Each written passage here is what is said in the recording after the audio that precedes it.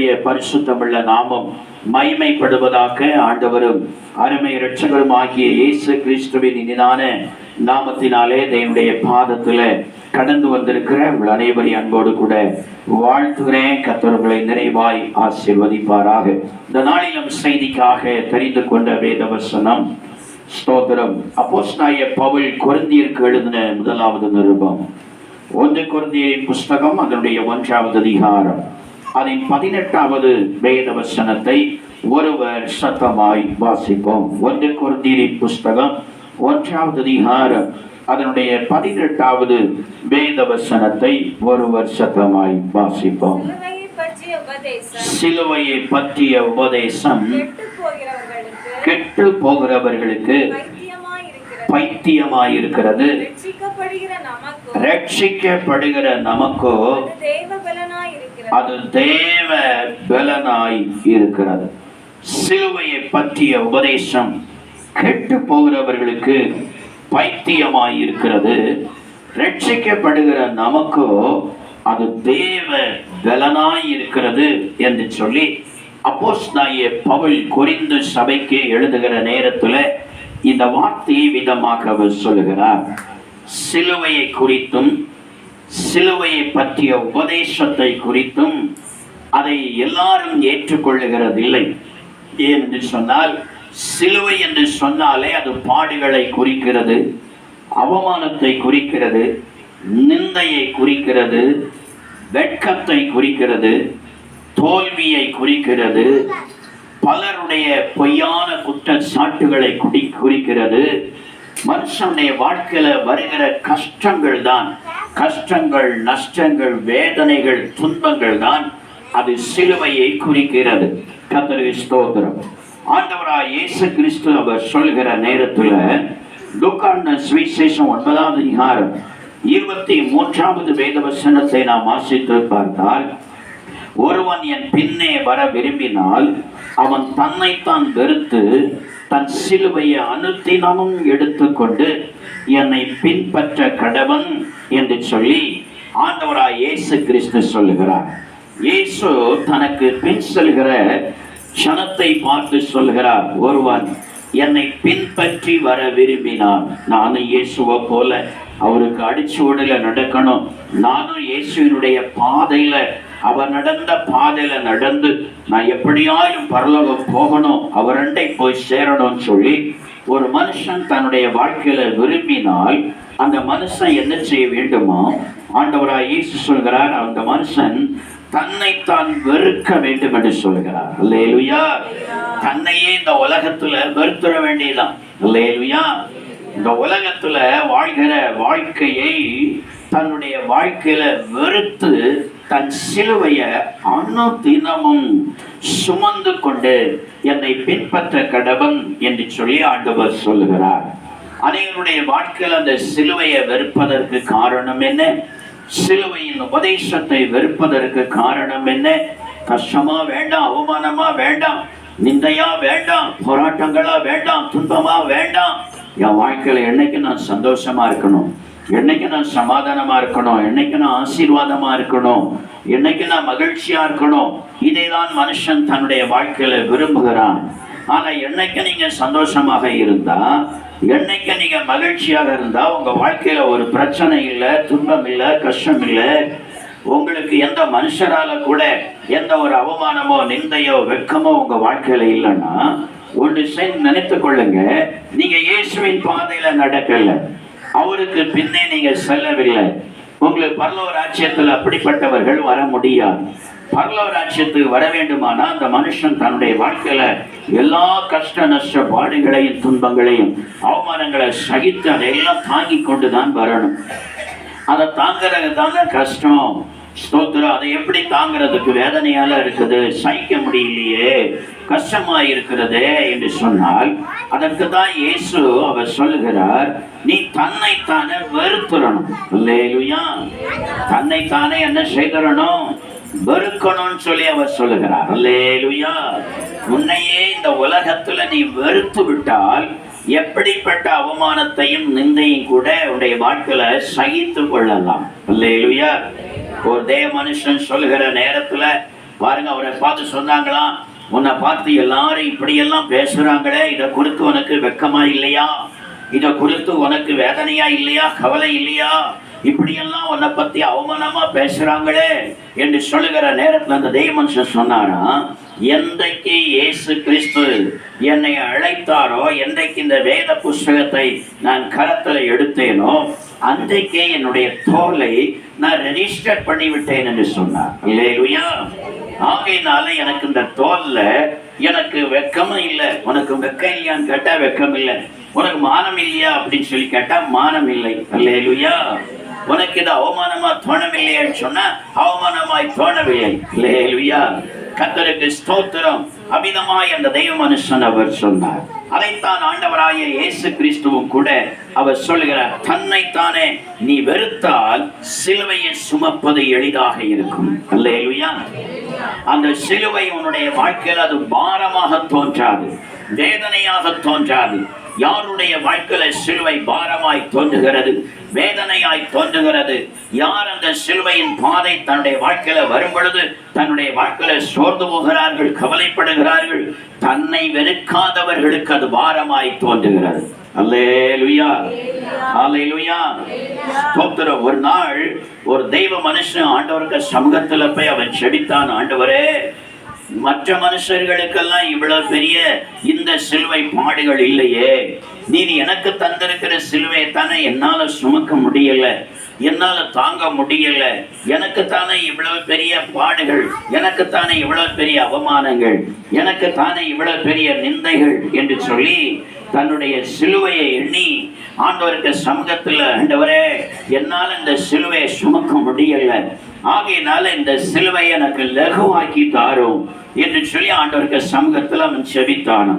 பாருங்க, அன்னைக்கு ராத்திரியில அவனுக்கு ஒரு சொப்பனம் கண்டது.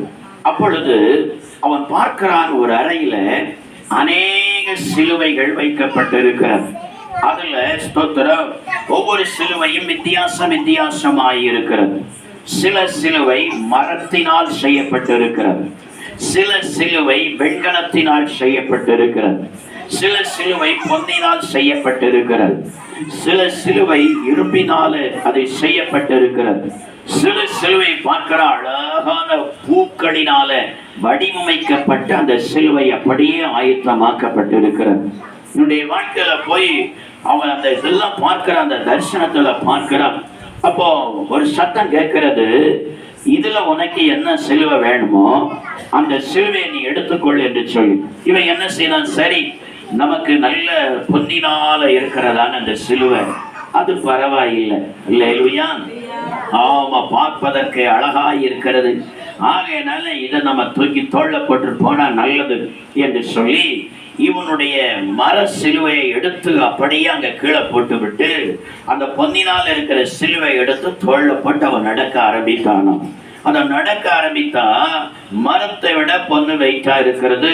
கொஞ்சம் தூரம் நடந்து பார்த்தா அவனுக்கு களைப்புண்டாகிவிட்டது. என்னடா இது, இத்தனை காலம் இந்த மர சிலுவையை நான் சுமந்தேன், இவ்வளவு பெரிய களைப்பு வரல, இப்ப இந்த அளவுக்கு இதை சுமக்கிற நேரத்துல ஒரு களைப்பு வருது, ஆகினால இது நமக்கு ஏற்றதா இல்லை என்று சொல்லி வெதிச்சு விட்டான். அந்த சிலுவையை கொண்டு போய் வைத்து விட்டான். அடுத்து பார்க்கிறான், வெண்கலத்துல இருக்கிற சிலுவைய, சரி இதுவும் பளபளான அழகா இருக்குது, ஆகையினால இதை எடுத்து நாம சுமக்கலாம், நல்ல அழகா பளபளா இருக்குது என்று சொல்லி அவன் எடுத்து நடந்தால் அவனால 4 எத்து தான் நடக்க முடிகிறது. அந்த வெண்கல சிலுவையை அவனால சுமக்க முடியல. ஆகையினால இதுவும் என்னால கொண்டுட்டு அலைய முடியல, ஆகையினால இது நமக்கு மேட்ச் ஆகலன்னு சொல்லி அதையும் கொண்டு வந்து வைத்து விட்டான். அடுத்து பார்த்தா இரும்புல இருக்கிற சிலுவை இருக்கிறது. பார்க்கிறான், இரும்புல இருக்கிற சிலுவை, இது எப்படி நமக்கு சூட்டபிள் ஆகும், சரி அதுக்கு நம்ம தூக்கி தோள்ல போட்டு பார்ப்போம் என்று சொன்னா அவனால அதை சுமக்க கூட முடியல, தூக்க கூட முடியல. அல்லேலூயா, ஸ்தோத்திரம். இது நமக்கு சூட்டபிள் ஆகவில்லை. ஆகினால அடுத்து பார்க்கிறான், அழகான ரோஷா பூல அந்த சிலுவை அழகாக வடிவமைக்கப்பட்டு பார்ப்பதற்கு அழகாக அலங்காரமாய் இருக்கிறது. அவன் பார்த்தான், எனக்கு இதுதான் ஏற்ற சிலுவை. அல்லேலூயா, ஸ்தோத்திரம். இது வெயிட்டே இருக்காது என்று சொன்னா அழகான ரோட்ஷாப்பு அந்த மலர்களினால இது வடிவமைக்கப்பட்டிருக்கிறது. அதனுடைய இதழ்களோடு அழகாக இருக்கிறது பார்ப்பதற்கு. ஆகையினால இதுதான் எனக்கு ஏற்றது, நான் கடைசி வரைக்கும் எனக்கு சுவையில்லாமல் கஷ்டமில்லாமல் இதை சுமந்து கொண்டு போகலாம் என்று சொல்லி என்ன செய்தான், அந்த ரோஜாப்பூ சிலுவை எடுத்து அவன் தோள்ல போட்டு நடக்க ஆரம்பித்தான். நடக்க ஆரம்பித்தா இவன் நடக்க நடக்க அந்த ரோஜாவினுடைய இதழ்களோடு கீழே இருக்கிற அந்த தண்டு பகுதியில இருக்கிறதான சிறிய முட்கள் அவன் தோள்ல அடிக்கடி குத்த ஆரம்பித்தது. அல்லேலூயா. இவன் போட்டது நடக்க ஆரம்பிக்கும் பொழுதெல்லாம் இவனுடைய அசைவில அந்த முட்கள் நறுக்கு நறுக்கு நறுக்குன்னு சொல்லி தோல்ல குத்த ஆரம்பித்தது. என்னடா இது பார்க்க அழகா இருக்குது, வெயிட்டே இல்லைன்னு சொல்லி பார்த்தா இது என் தோலை இந்த அளவுக்கு குத்தி குத்தி கிழித்து எனக்கு இவ்வளவு வேதனையை உண்டாக்குறதே, ஐயோ என்னால் அதை சுமக்க முடியல, முள்ளு என்ன குத்துதேன்னு சொல்லி கொண்டு போய் அங்க போட்டு விட்டான். அல்லேலூயா. இனி எனக்கு மேட்சா எந்த சிலுவத்தா இருக்கிறது, எல்லாம் சுமந்து பார்த்தாச்சு என்று சொல்லிவிட்டு கடைசியாக தான் கீழே போட்ட அந்த சிலுவை எடுத்து என்ன செய்தானா, தன்னுடைய வாழ்க்கையில சரி வேற ஒரு வழி இல்லை, இதை கொண்டு இத்தனை காலம் சுமந்தோம், ஆனா இவைகளை கொஞ்ச நேரம் கூட என்னால சுமக்க முடியல, வேற வழியில இதையே நம்ம சுமந்துட்டு போவோம் அப்படி என்று சொல்லி அவன் தோல்ல எடுத்து போட ஆரம்பித்தான். அல்லேலூயா. நீங்க அநேகருடைய வாழ்க்கையில ஸ்தோத்திர, என்னால தானே இந்த பெரிய சிலுவை, எனக்கு தானே இந்த பெரிய சிலுவை, என்ன போல இருக்கிற யாருக்கு இந்த சிலுவை இல்லையே, இந்த பாடுகள் இல்லையே, இந்த வேதனை இல்லையே, இந்த கஷ்டங்கள் இல்லையே. ஸ்தோத்திரம். மானமா வாழணும், சாட்சியா ஜீவிக்கணும், பரிசுத்தமா ஜீவிக்கணும், தேவபக்தியா ஜீவிக்கணும், ஒழுங்கா ஜெபிக்கணும், வேதம் வாசிக்கணும் சொல்லி பிரயாசப்படுகிற எனக்குத்தானே இந்த வெட்கமும் அவமானமான சிலுவை என்று சொல்லி உடைய வாழ்க்கையில நாம் சோர்ந்து போகலாம். அல்லேலூயா. அல்லேலூயா. ஒன்றை புரிந்து கொள்ளுங்கள், நம்மால சுமக்க முடிந்த சிலுவையை தான் கர்த்தர் நமக்கு ஆண்டவர் வைத்து அதன் பாதையிலே நம்மை நடத்துகிறார். அல்லேலூயா. அல்லேலூயா.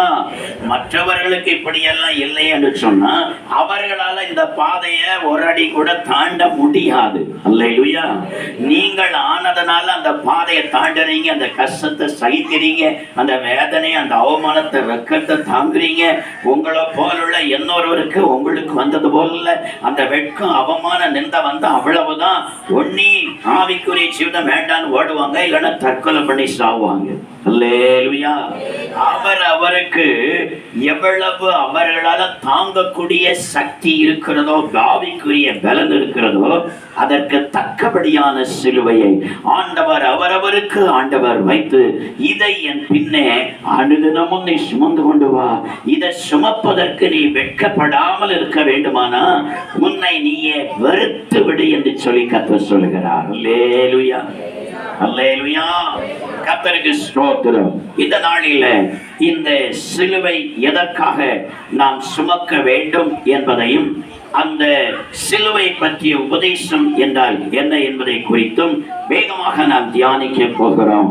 முதலாவதாக இந்த சிலுவையை குறித்து வேதம் என்ன சொல்லுகிறது, ஏன் தேவனுடைய பிள்ளைகளுக்கு ஆண்டவர் இப்படிப்பட்ட அந்த சிலுவையின் பாதையை கர்த்தர் அனுமதிக்கிறார். ஸ்தோத்திரம். அவர் நல்லவர், அவர் அன்புள்ள ஒரு தேவன். ஆண்டவரை நேசிக்கிற பிள்ளைகளுக்கு இந்த சிலுவையை அவர் அனுமதிப்பதற்கு காரணம் என்ன, வேதம் என்ன சொல்லுகிறது? வாசிப்போம். மார்க் சுவிசேஷம் 10வது அதிகாரம் அதனுடைய 21வது வேத வசனத்தை நாம் வாசித்து பார்த்தால் கர்த்தருடைய வேதம் இவ்விதமாய் சொல்லுகிறது. வாசிப்போம். மார்க் 10:21 வாசிப்போம்.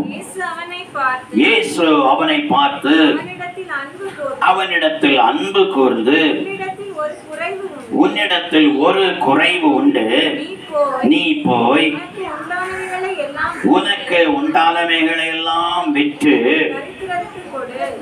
தரித்திரத்திற்கு கொடு, அப்பொழுது பரலோகத்திலே உனக்கு பொக்கிஷம் உண்டாயிருக்கும், பின்பு சிலுவையை எடுத்துக்கொண்டு என்னை பின்பற்றி வா என்று சொல்லுகிறார். ஸ்தோத்திரம். நல்ல கவனிங்க. நம்ம இப்போ தியானிக்கிறது சிலுவை குறித்து. ஆகையினால இந்த வசனத்தினுடைய முந்தின பகுதியும் கடைசி பகுதியை மட்டும் நாம் வாசித்து பார்த்தால், அவனிடத்தில் இயேசு அவனை பார்த்து அவனிடத்தில் அன்பு கூர்ந்து சிலுவையை எடுத்துக்கொண்டு என்னை பின்பற்றி வா என்றார். அல்லேலூயா. சத்தமா சொல்லுவோமே. பாருங்க, ஸ்தோத்திரம். இயேசு அவனிடத்தில் அன்பு கூர்ந்து நீ சிலுவையை எடுத்துக்கொண்டு என்னை பின்பற்றி வா என்று சொன்னாராம். அல்லேலூயா. அப்ப இதுல இருந்து என்ன நீங்க புரிகிறீங்க? இயேசு கிறிஸ்து எந்த மனுஷனுக்கு மேல அதிகமாக அவர் அன்பு கூறுகிறாரோ, தாம் அன்பு கூறுகிற மனுஷனுக்கு ஆண்டவர் சொல்கிறார், நீதான் சிலுவையை சுமப்பதற்கு சரியான ஆளு, ஆகினால் அந்த சிலுவையை என் பின்னே நீ சுமந்து கொண்டு வா என்று சொல்லுகிறார். அல்லேலூயா. ஆண்டவரே, என்ன நேசிக்கிறதுனால எனக்கு கிடைச்சது இந்த பூமியில எனக்கு சிலுவையா? நீர் என்னை நேசிக்கிறதுனால எனக்கு இந்த பூமியில சிலுவையா? இந்த பாடுகள் தானா, இந்த கஷ்டங்கள் தானா என்று சொன்னால் நல்ல கவனிங்க. ஆண்டவர் உங்களை நேசித்து சிலுவையை சுமக்க வைக்கிறார் என்று சொன்னால் அதன் பின்னால உள்ள ஒரு பெரிய சந்தோஷத்திற்காகவே அதை செய்கிறார். அல்லேலூயா. சரி, இந்த மனுஷனுக்கு ஆண்டவர் அவனிடத்தில் அன்பு கூர்ந்து நீ சிலுவையை சுமந்து கொண்டு வா என்று சொன்னாரே, அப்படியானா இவனிடத்தில் அன்பு கூர்ந்து இந்த சிலுவையை சுமக்க சொல்வதற்கு காரணம் என்ன? அவன் மேல ஆண்டவருக்கு இருந்த அன்பினால் இருந்த அக்கறை என்ன? வேதத்தை நாம் வாசித்து பார்த்தால் கர்த்தருடைய வேதம் சொல்லி 17வது வசனத்தை ஒரு வருஷத்தமாய் வாசிப்போம். பின்பு அவர் புறப்பட்டு வழியில போகையில் ஒருவன் ஓடி வந்து அவருக்கு முன்பாக முழங்கால் படியிட்டு, நல்ல போதகரே, நித்திய ஜீவனை சுதந்தரித்துக் கொள்ளும்படி நான் என்ன செய்ய வேண்டும் என்று சொல்லி கேட்டான். அல்லேலூயா. நல்ல கவனிங்க. ஒரு மனுஷன் இயேசுவிடத்துல வந்து ஆண்டவரை பார்த்து முழங்கால் படியிட்டு கேட்கிறான், ஆண்டவரே, எனக்கு நித்திய ஜீவனை சுதந்தரிக்க ஆசை. நித்திய ஜீவன் பரலோக ராஜ்யம். அந்த பரலோக ராஜ்யத்துல வர்றதுக்கு நான் ஆசைப்படுறேன் ஆண்டவரே. நான் எப்படியாயிலும் பரலோகம் வரணும். என்ன கஷ்டப்பட்டாயிலும் பாடுபட்டாயிலும் என்ன செய்தாயிலும் அந்த நித்திய ஜீவனாகிய அந்த ராஜ்யத்தை, பரலோக ராஜ்யத்தை என் வாழ்க்கையில நான் இழந்து விடவே கூடாது ஆண்டவரே. எப்படியாயிலும் அந்த நித்திய ஜீவன்ல நான் வரணும். அதுக்கு நான் என்ன செய்யணும்னு சொல்லி கேட்டான். அல்லேலூயா. சத்தமா சொல்லுவோமே. அல்லேலூயா. நான் நித்திய ஜீவன்ல பிரவேசிக்கணுமே, அதற்கு நான் என்ன செய்யணும்னு சொல்லி கேட்கிறேன். அல்லேலூயா. அதுக்குத்தான் பாருங்க, வேற எந்த கெட்ட பழக்கம் அவனிடத்துல இல்ல. அடுத்த வசனத்துல அவனை சொல்லுகிறான் பாருங்க. ஆனா இயேசு சொல்கிறார், அவனிடத்தில் அன்பு கூர்ந்து அவன் நித்திய ஜீவன்ல எப்படியாவது வரணும், எப்படியாவது பரலோகம் வந்து சேரணும், அவன் நித்திய சந்தோஷத்தை, அந்த பேரின்பத்தை அனுபவிக்க வேண்டும் என்று சொல்லினான். அவனை பார்த்து சொல்லுகிறார், அவனிடத்தில் அன்பு கூர்ந்து நீ சிலுவையை சுமந்து கொண்டு வா. அல்லேலூயா. சத்தமா சொல்லுவோமே. இந்த கூட்டத்துல வந்திருக்கிற எத்தனை பேருக்கு பரலோக நித்திய ஜீவனை சுதந்திரிக்கணும், பரலோக பேரின்பத்தை சுதந்திரிக்கணும்னு சொல்லி ஆவலோடு வந்திருக்கிறீங்க. எனக்கு அந்த ஆசை, எனக்கு எப்படியாயிலும் அந்த பரலோக பேரின்பத்தை நித்திய ஜீவனை சுதந்திரிக்கணும்னு சொல்லி ஆசைப்படுறவங்க மட்டும், விரும்புறவங்க மட்டும் கையை தூக்குங்க பார்க்கலாம். கையை நல்லா உயர்த்துங்க. அல்லேலூயா. கர்த்தருக்கு ஸ்தோத்திரம். அப்படியானா இயேசு உங்களை நேசிக்கிறார். உங்களை நேசித்து உங்களிடத்தில் அன்பு கூர்ந்து அவர் சொல்கிறார், நீ அனுதினமும் சிலுவையை சுமந்து கொண்டு வா. அல்லேலூயா. நீ அனுதினமும் சிலுவையை நீ சுமந்து கொண்டு வா என்று சொல்லி ஆண்டவராய் இயேசு கிறிஸ்து சொல்கிறார். வேதத்துல நான் வாசித்து பார்க்கும் பொழுது பாருங்க, சிலர் இந்த சிலுவையை விரும்பல. இந்த சிலுவையை விரும்பாம சிலர் என்ன செய்யறாங்க, அதை அசட்டை பண்ணுகிறாங்க. வேண்டாம், இந்த சிலுவையை எனக்கு வேண்டாம்னு சொல்லி தூர எரிந்தது போல அதை ஆக்கி விடுகிறாங்க. வேதம் என்ன சொல்லுகிறது? வேதத்தை நான் வாசித்து பார்த்தால் மார்க்கெழுதின சுவிசேஷம் அதனுடைய ஸ்தோத்திரம் 14வது அதிகாரம். மார்க்கெழுதின சுவிசேஷம் 14வது அதிகாரம் 50 52 வரைக்கும் இருக்கிற வசனங்களை ஒருவர் சத்தமாய் வாசிப்போம். மார்க்கெழுதின சுவிசேஷம் 14வது அதிகாரம் 50 52 வரைக்கும் இருக்கிற வசனங்களை வாசிப்போம். அப்பொழுது எல்லாரும் அவரை விட்டு ஓடி போனார்கள். ஒரு வாலிபன் ஒரு துப்பட்டிய மாத்திரம் தன்மேல் போர்த்து கொண்டு அவர் பின்னே போனான். அவனை பிடித்தார்கள். அவன் தன் துப்பட்டியை போட்டுவிட்டு நிர்வாணமாய் அவர்களை விட்டு ஓடி போனான் என்று சொல்லி எழுதியிருக்கிறார். பாருங்க, இயேசு கிறிஸ்து அவர் சிலுவையை சுமந்து கொண்டு போகிறார்.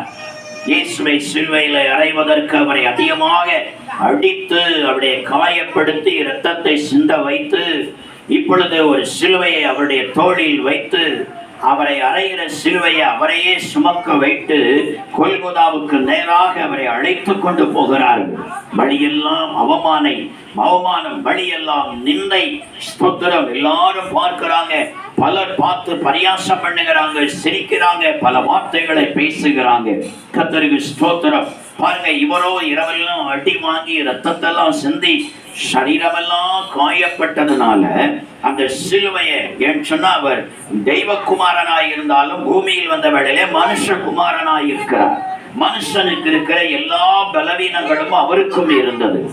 ஆகையினால அவரால் அந்த சிலுவையை சுமக்க முடியாமல் அவர் தள்ளாடி அவர் கீழே விழுந்தார். அந்த சிலுவையை சுமக்க முடியல. இயேசுவை சிலுவையை சுமப்பதற்காக பிடித்த வேளையில பாருங்க, இயேசுவுக்கு கூட இருந்தவர்கள், பின் சென்றவர்கள் எல்லாரும் என்ன செய்து விட்டார்களாம்? அவரை விட்டு ஓடி போனார்களாம். அல்லேலூயா. எல்லாரும் அவரை விட்டு ஓடி போயிட்டாங்க. சரி, இந்த சிலுவையை சுமக்கிறதற்கு யாராயிலும் இயேசுக்கு கூட உள்ளவங்க கிடைப்பாங்கன்னா பிடிச்சி அவருக்கு பின்னால, நீ இயேசுவை பின்பற்றி வந்தேலா, இந்த சிலுவை அப்ப அவருக்காக நீ சும அப்படின்னு சொல்லி தோள்ல சுமத்தலாம் என்று சொல்லி அவர்கள் பார்த்தால் அவர்கள் எல்லாருமே இயேசு விட்டு ஓடி போனார்களாம். இப்ப சிலுவையை சுமக்கணுமே, என்ன செய்ய? இவர் தள்ளாடி கீழே விடுகிறார். சமயம் வேஸ்ட் ஆகிறது. ஆகினால் போச்சர்கள் பார்க்கிறாங்க, யார நம்ம இந்த சிலுவையை சுமக்க வைக்கலான்னு சொன்னா ஒரே ஒரு வாலிபன் மாத்திரம்தான் தான் உடுத்தி இருக்கிற அந்த துப்பட்டிய அவன் அப்படியே தலைக்கு மேலோடி போர்த்து கொண்டு வந்தானோ. இல்லையா? ஆமா, தலைக்கு மேலோடி போர்த்து கொண்டு ஆளி யாருன்னு சொல்லி தெரியக்கூடாது. அந்நியனை போல காண்பித்து அந்த துப்பட்டியை தலைக்கு மேல போர்த்து கொண்டு என்ன செய்யறானா அவருக்கு பின்னால வந்துகிட்டே இருந்தான். போர்ச்சவர்கள் பார்க்கிறாங்க, இவன் ஒருத்தன் தலையோடி போர்த்திட்டு ஒருத்தன் மட்டும் பின்னால வரான். வேற ஒருத்தரை இதை கண்டு கிட்ட வரல, எல்லாரும் ஓடிட்டாங்க. இவன் பின்னால வாரானே, இவனை பிடிச்சு சிலுவையை சுமக்க வைக்கலான்னு சொல்லி பாருங்க, சிலுவையை சுமப்பதற்கு அவனை பிடிச்ச உடனே பிடி எதுல ஆம்பிட்டு தெரியுமா? அவன் போர்த்தி இருக்கிறதான துப்பட்டியில பிடி ஆம்பிட்டு. அல்லேலூயா. சத்தமா தான் சொல்லுங்களேன். அல்லேலூயா. போர்ச்சவர்கள் பிடிச்ச வேலையில பிடி எதுல அங்க ஆம்பிட்டு அவன் போர்த்தி இருக்கிற அவன் துப்பட்டிகளை தான் பிடி ஆம்பிட்டு வா, நீ வந்து இந்த சிலுவையை சுமன் சொன்னதான் அவன் என்ன செய்தானா அந்த துப்பட்டி அவங்க பிடிச்ச அந்த துப்பட்டிய அவங்க கையிலேயே அப்படியே விட்டுட்டு யோசேப்பு ஓடி போன மாதிரி நிர்மாணமா ஓடியே போயிட்டானோ. அல்லேலூயா, அல்லேலூயா. அது வேற யாரும் இல்ல, இந்த மார்க்கு சுவிசேஷத்தை எழுதின இந்த பக்தனாகிய மார்க்கு தான். நான் தான் அப்படி ஓடினேன். ஏன்னா இது பெரிய பேர் வெக்கம்ல, துப்பட்டியை போட்டுக்கிட்டு நிர்வாணமா ஓடினேன்னு சொல்லி நான் எப்படி என்ன கொடுத்தே சொல்லுகிறது என்று சொல்லி நான் தான் இந்த ஓடினேன்னு சொல்லாமல ஒரு வாலிபன் என்று சொல்லி குறிப்பிடுகிறார். அல்லேலூயா, அல்லேலூயா. கர்த்தருக்கு ஸ்தோத்திரம். அந்த துப்பட்டியை விட்டு அவன் என்ன செய்தானா, அவன் ஓடியே போயிட்டானா. கர்த்தருக்கு ஸ்தோத்திரம். இந்த சிலுவையை பற்றியதான அருமை, இதன் பின்னால் வருகிறதான மேன்மை தன்னுடைய வாழ்க்கையில அறியாததுனால இந்த சிலுவையை நான் சுமக்க மாட்டேன், இது கஷ்டம் என்று சொல்லி அந்த சிலுவையை சுமப்பதற்கு வெட்கப்பட்டு தன்னுடைய வாழ்க்கையில் அதை போட்டு விட்டு என்ன செய்து விட்டானாம், துப்பட்டியை போய் நிர்மாணமா போனாலும் பரவாயில்லைன்னு சொல்லி அவன் ஓடி போனானாம். பாருங்க, ஸ்தோத்திரம். அதன் பின்னால் இருக்கிற ஒரு பெரிய மேன்மையை தன்னுடைய வாழ்க்கையில் அவன் அறியாமல் போனான். ஸ்தோத்திரம். அவன் தான் ஓடிட்டான். துப்பட்டி மட்டும் இவன் கையில போர்ச்ச விட்ட இருக்குது. அவன் ஒரே ஓட்டமா வாலிமாவன் ஆகையினால அவன் ஒரே ஓட்டமா ஓடிட்டான். சரி, இப்ப என்ன செய்ய? இனி யாருக்கு மேல அந்த சிலுவை வைக்கிறது பார்க்கறாங்க. அடுத்து அந்த ஊர் வழியாக இன்னொரு மனுஷன் வந்தான். அல்லேலூயா. சத்தமா சொல்லுங்களேன். மார்க்கு சுவிசேஷம் 15வது அதிகாரம் 21வது வசனத்தை ஒருவர் சத்தமாய் வாசிப்போம். சீரேனை ஊரானும் அலெக்சாந்தருக்கும் ரூப்புக்கும் தகப்பனுமாகிய சீமோன் என்னப்பட்ட ஒருவன் நாட்டிலிருந்து அவ்வழியே வருகையில் அவருடைய சிலுவையை சுமக்கும்படி அவனை பலவந்தம் பண்ணினார்களாம். அல்லேலூயா. சீரேனே ஊரானாகிய சீமோன் என்கிறவன், அவனுக்கு 2 குமாரர்கள் இருக்கிறாங்க. அலெக்சாந்தர், ரூப்பு என்கிறதான 2 குமாரர்கள் இருந்தார்களாம். அல்லேலூயா. பாருங்க, இவன் அந்த வழியா வழிபோக்கனாக தான் வந்தான். இவன் இயேசுவை பின் செல்லணும்னு சொல்லி வரல. சிலுவையை நாம சோப்பிடுங்கிற எண்ணமும் அவனுக்கு இல்லை. அவன் அந்த வழியாய் போகிற வழிபோக்கன் ஆகையினால இப்ப போச்சவர்கள் என்ன செய்தார்களாம் பாருங்க, அவனை பிடிச்சார்களாம். அல்லேலூயா. இந்த சீமோனை பிடிச்சாங்களாம். வா, இவருக்கு பின்னால் அந்த சிலுவையை சுமந்துட்டு போ. அவரால் சுமக்க முடியாமல் தள்ளாடி விடுகிறார். அவருடைய ரத்தம் எல்லாம் சிந்தினதுனால, சரீரம் உச்சந்தல் இந்த உள்ளங்கால் வரைக்கும் காயப்பட்டதுனால அவரால் சுமக்க முடியல. நீ வா, இந்த சுமை என்று சொல்லி அவனை பலவந்தம் பண்ணினார்களாம். அல்லேலூயா. அவன் மனப்பூர்வமாய் சிலுவையை சுமக்க முன்வரவில்லை. ஆனா ரோம போர்ச்சவர்களால அவன் பலவந்தம் பண்ணப்பட்டான் என்று சொல்லி எழுதியிருக்கிறது. அந்த சிலுவையை சுமப்பதற்கு பலவந்தம் பண்ணின வேளையில வேற வழியில போர்ச்சவர்கள் பிடிச்சவனை பலவந்தம் பண்ணிட்டாங்க. பலவந்தம் பண்ணி சிலுவையை தூக்கி அவன் தோள்ல வச்சு, நீ போ, இயேசுக்கு பின்னால நீ சுமந்து கொண்டு போய் என்று சொல்லி என்ன செய்து விட்டார்கள். அந்த சிலுவையை அவன் தோள்ல வச்சு பின்னால போக வைத்து விட்டார்கள். அல்லேலூயா. ஹல்லேலூயா. இவனு வேற வழி இல்லாமல், தப்போதற்கு வழி இல்லாமல் அந்த சிலுவையை ஸ்தோத்திரம் அந்த கொல்கதா வரைக்கும், கொல்கதா மேடு வரைக்கும் அந்த இயேசுக்கு பின்னால அந்த சிலுவையை சுமந்து கொண்டே போனான். அல்லேலூயா.